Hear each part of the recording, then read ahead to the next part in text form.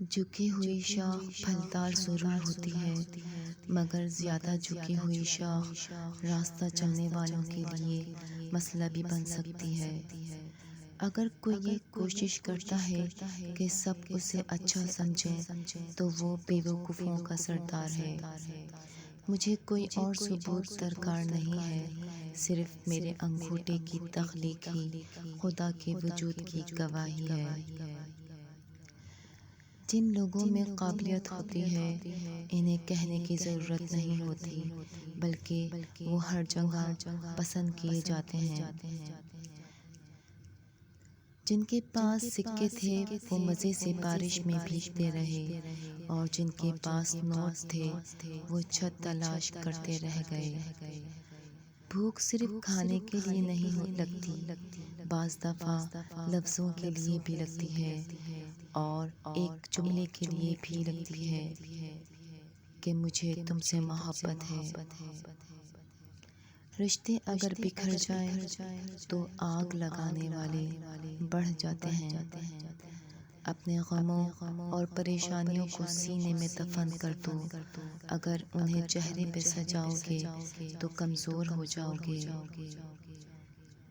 تین چیزیں انتہائی مشکل ہیں۔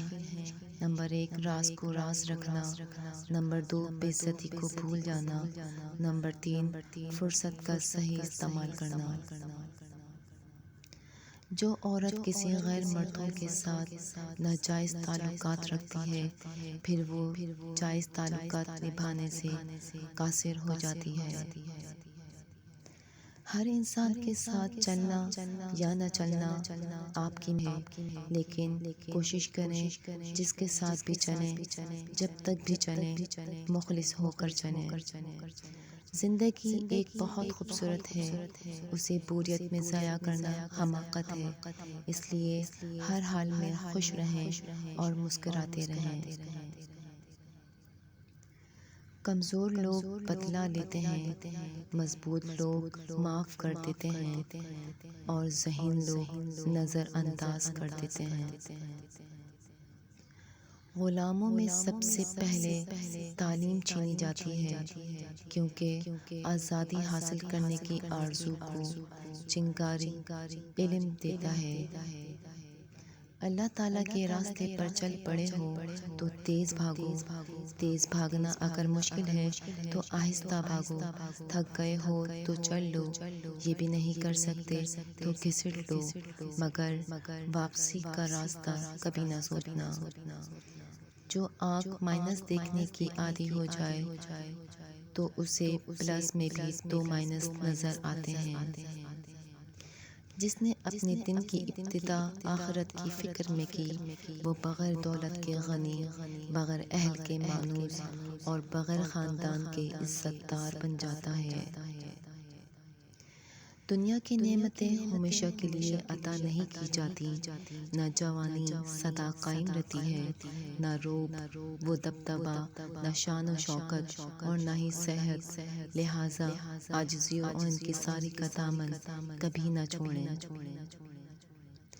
دشمنوں سے زیادہ ہمارے وہ دوست خطرناک ہیں جو منافقانہ انداز میں ہمارے جذبات سے کھیلتے ہیں۔ حضرت امام جعفر صادق نے فرمایا، جو شخص اپنی اولاد کے لیے بد دعا کرتا ہے اس کو اللہ فقر و تنگ دستی کے حوالے کر دیتا ہے۔ انسان کو جتنا لگاؤ رزق سے ہے، اگر اتنا لگاؤ رزق دینے والے سے ہوتا تو اس کا مقام فرشتوں سے بڑھ کر ہو جاتا ہے۔ والدین کی طاقت کا آخری استعمال یہ ہوتا ہے کہ وہ اپنی اولاد سے کہیں، بیٹا ہم آپ کے والدین ہیں۔ کامیابی کا پھل ملتا تو سب کو ہے، لیکن اسے صرف وہی کھا سکتا ہے جو محنت کرتا ہے۔ اگر ہارا ہوا انسان ہارنے کے بعد بھی مسکرا دے تو جینے والا اپنی جیت کی خوشی کھو دیتا ہے۔ سچائی ایسی دوا ہے جس کی لذت کڑوی مگر تاثیر شہد سے زیادہ میٹھی ہے۔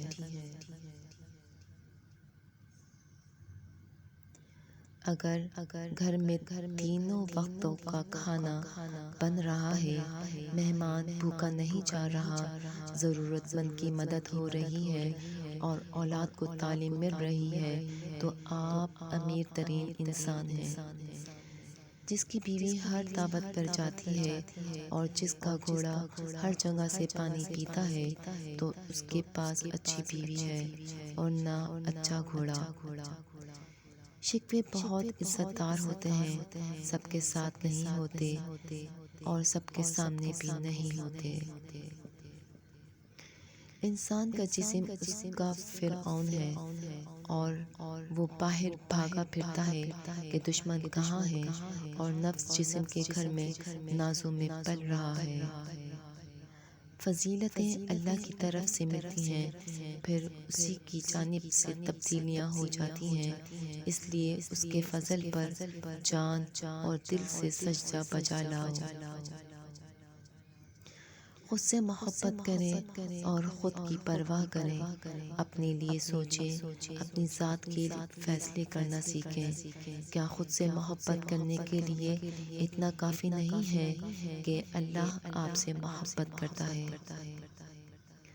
ادب کا دروازہ اتنا چھوٹا اور تنگ ہے کہ اس میں داخل ہونے سے پہلے سر کو جھکانا پڑتا ہے۔